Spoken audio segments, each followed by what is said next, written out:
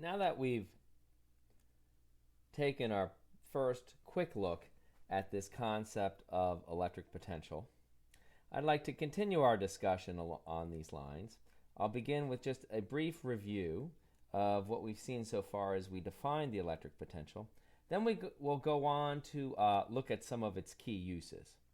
So, in terms of the definition, it all begins with the corresponding mechanical quantities. You'll recall from mechanics, potential energy at a given location x is the work it would require us to move an object from the reference point to that point x. That invested work then becomes potential energy that we could get back later.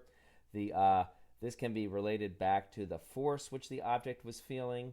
It's minus the force that comes from the system, because this is really the force done by us, integrated times dx, which is the formula for work going from the reference point to the final point.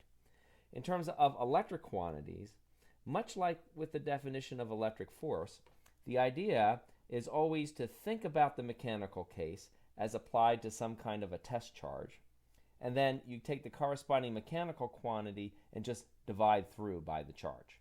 So for instance, if we were interested in the electric analog of potential energy, we would calculate the potential energy of a test charge capital Q at location x, right? And then divide this and put it on a per unit charge basis. That then gives us this work divided by charge, which we then immediately recognized as our definition. The work per unit charge involved in moving a charge between 2 points is just the voltage between those 2 points. But in this case, because we're defining this kind of potential energy, we are always going from one initial fixed reference point to our final point x.